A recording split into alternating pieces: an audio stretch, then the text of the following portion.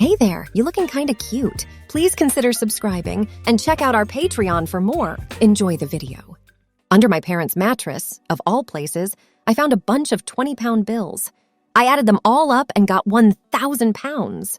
This is going to last me a long time. After all, I only had to buy food and clothes for myself, and I didn't eat that much. I sat down with my list and a Coke from the fridge. I made a plan to do something, so I turned the list over and wrote down what I would do today. I wrote quickly for a few minutes, and then I read back what I had written. I decided that making sure I didn't get caught was the most important thing I had to do. If someone thought I was David, they would take me away. But now that I'm Katie, no one should know me. Another issue was being outside when school was in session.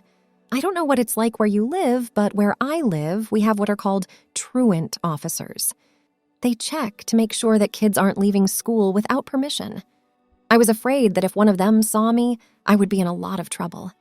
The trouble was that it was getting close to the time of year when it would soon be dark at 4 o'clock in the afternoon. I had no way of being out after dark. It was Monday and there wasn't enough food in the fridge to last until Saturday.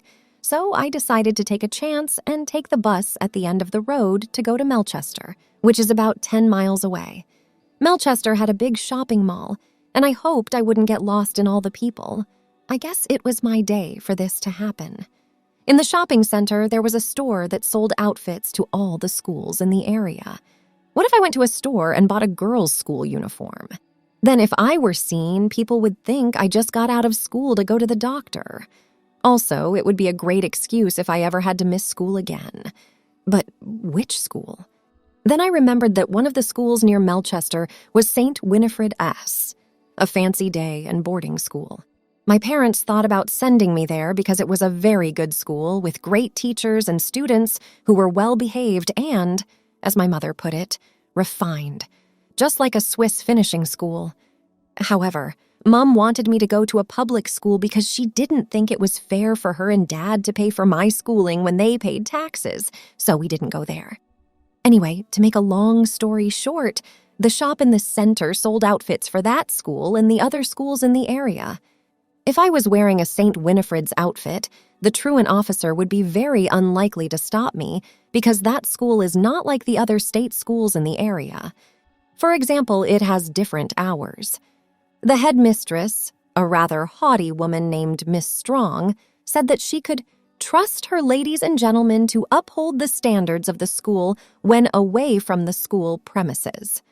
I wrote the following note to the school shop. Dear Sir or Madam, my daughter has had an accident with her uniform. She got paint all over it. She is starting at St. Winifred's today and didn't want the embarrassment of showing up and looking out of place. I'm sorry, but I can't be with her because I have to be somewhere else. Please give her a completely new outfit from head to toe. I gave her some money so she could pay for the things. Please give her a bill for the things. Yours sincerely, Mrs. Peters. As far as I was concerned, it was the best way to hide my activities, and it was the best I could think of anyway. When I think about all of this now, I realize that even though I thought I was an adult, I was still very much a young in my head, who thought everything was easy and clear. Things were never that easy, I now know. I was on the bus to Melchester an hour after that. I felt a little awkward sitting next to an old lady who kept telling me how pretty I was and asking why I wasn't at school. She was a little hard of hearing, so I finally had to shout in her ear, "A dentist," and showed me his teeth. Then she kept talking about her false teeth and how they didn't fit and how great her doctor was and how she was a unique case because her gums were a weird shape. Have you ever noticed that people who are hard of hearing tend to yell?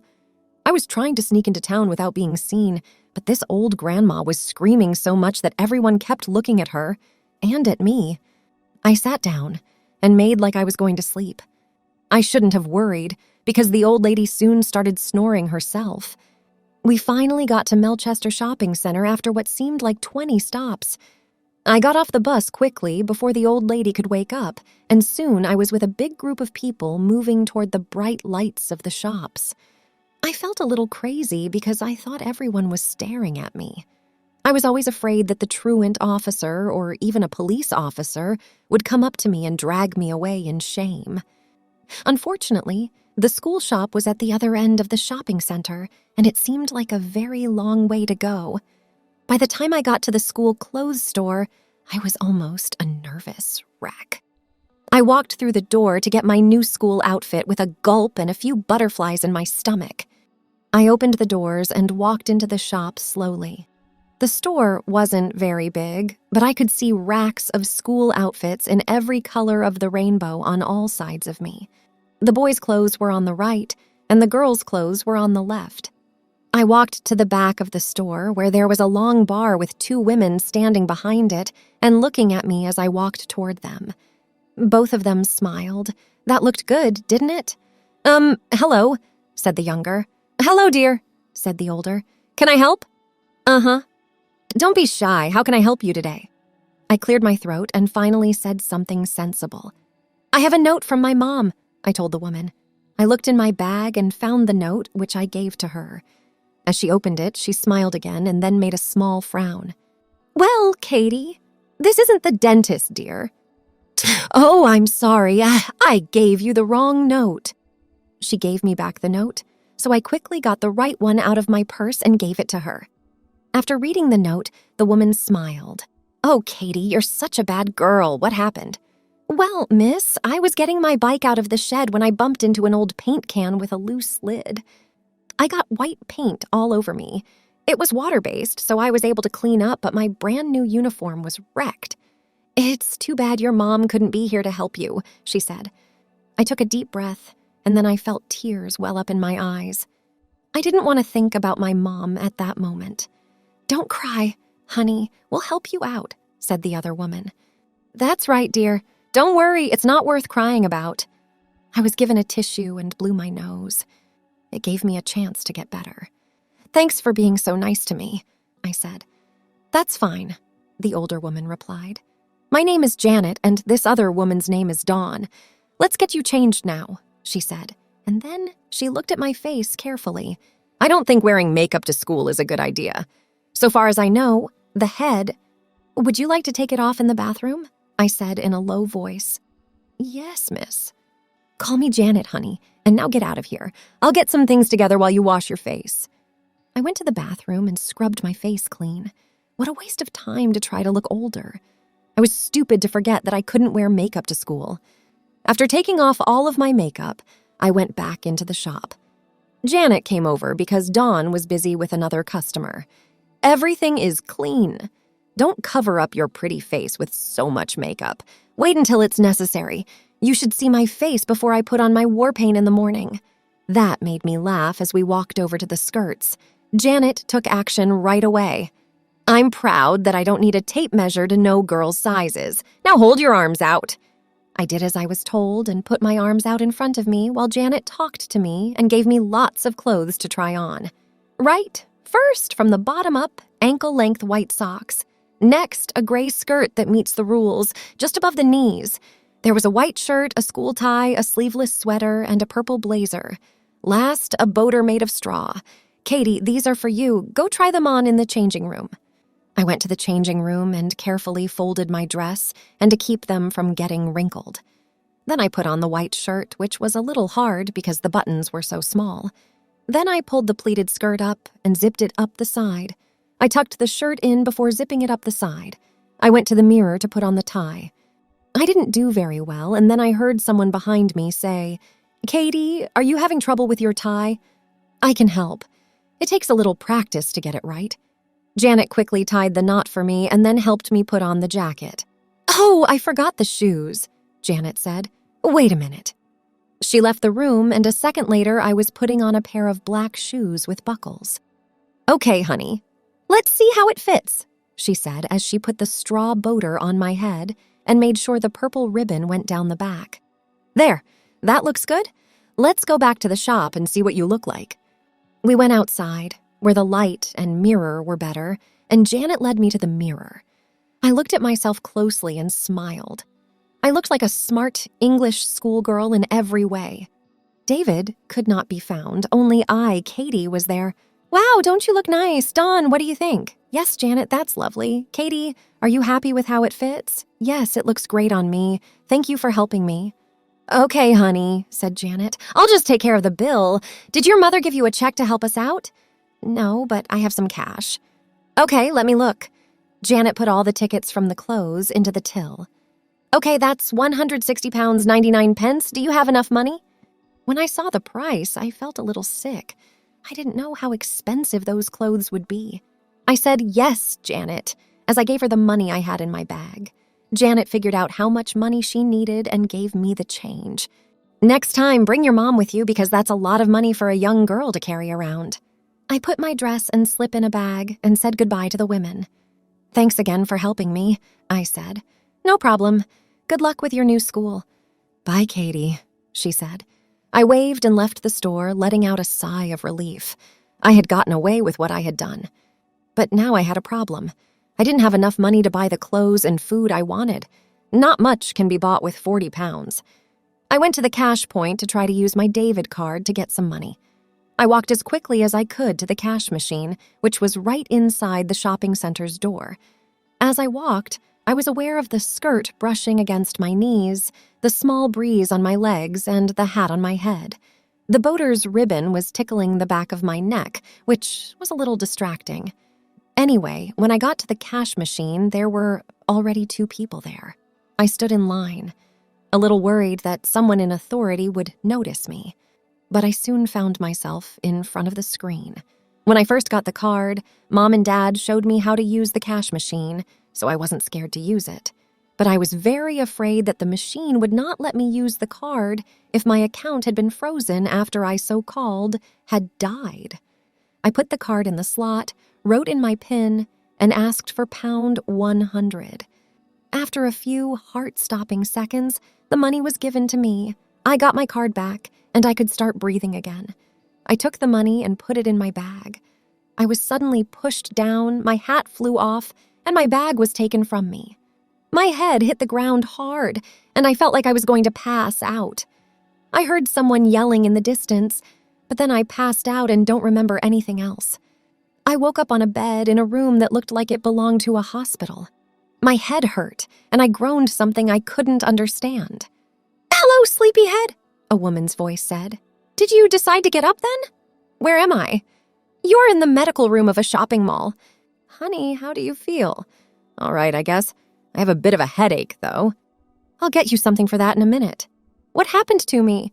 "You were robbed, and your wallet was taken." The man pushed you down, then ran away. He only got about 50 yards before the security guards caught up with him. "Where is he now?" "At the police station," he said. He didn't get away because security and the cops knew who he was and were keeping an eye on him. "But it's too bad they didn't catch him before he robbed you." I put my hand to my head and said, "Ow! I got a bump on the side of my head, and it hurt, to put it mildly. Don't leave. I'll go get you some pills." I couldn't even stand up, let alone leave. In just a few minutes, the nurse returned with a few pills and a glass of water. "Here, Katie, take these," she said. I thanked her and took the pills, then laid back down on the bed. "When do I get to go home?" "If you get knocked out, you may need to go to the hospital. Anyway, the doctor will be here soon, and if he or she says you can go home, you can. But your parents or school will have to come get you." "Who do you want us to talk to?" "That's fine. I can call a cab. For that, my mom gave me some money. She's working right now." "Are you sure?" "We could call the school and tell them what's going on. They might tell you to go back to school and call your parents to pick you up there. How do you feel?" No, you can't call Mom and Dad on their cell phones because they turn them off when they're in meetings." "What about the school?" I don't want to make a big deal out of it. I'm fine. Anyway, when Mom and Dad call me after their meeting, I'll be at home waiting for them. If I don't answer, they'll worry." I was sweating now. Even though I was sick, I thought these reasons were weak. It seemed like my worst fear was coming true. "Well, after hitting your head like that, I can't let you go home by yourself." "Where are you from?" "Near Heversham," I said before I thought about it. "Oh no, she's found out where I live." "I'll see that on my way home, I'll tell you. If the doctor tells you it's okay to go home, I will help you up. I'll be done in 30 minutes. "No, okay, that's fine." "Thanks for offering to help. I can call a cab. Don't be afraid, I'll be fine." Don't say anything else. I'd be happy to drive you somewhere. Oh, the doctor is here now. The doctor was at least 40 years old and had a nice smile. He shined a light in my eyes and looked at the bump on my head. Well, my dear, you should really go to the hospital after something like this happens, but I don't see any signs of concussion, and I'm sure you don't want to wait for hours in casualty.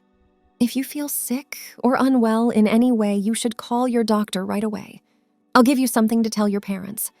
How are you now? Much better, thank you, she said. Well, don't be in a hurry. Remember that you got a bad bump. With that, he walked away, and the nurse came over. Just wait here for about 20 minutes, and I'll be back. Then I'll drive you home, all right? Thank you for being so nice.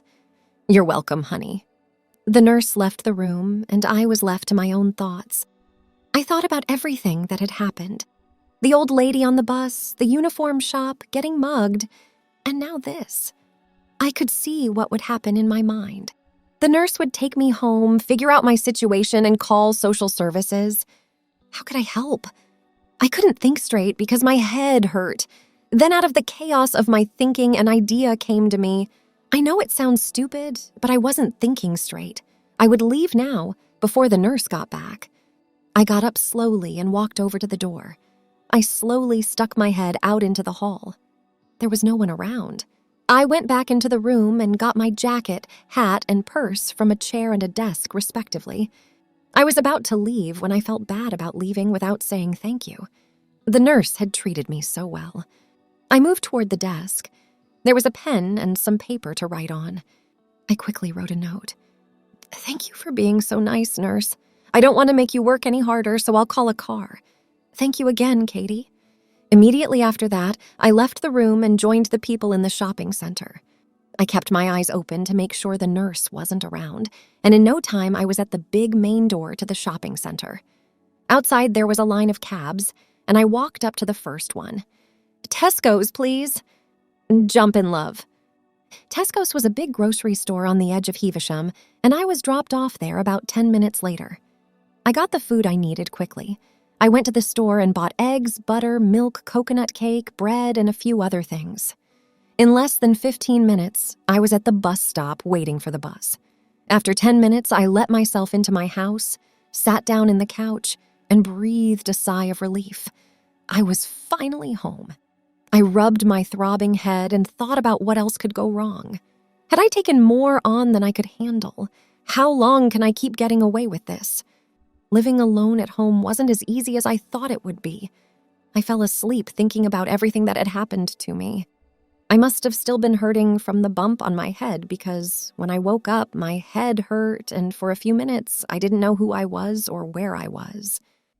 Thanks for watching. Check out Patreon if you want to have early access to the other parts. If not, it will be online in a couple of days.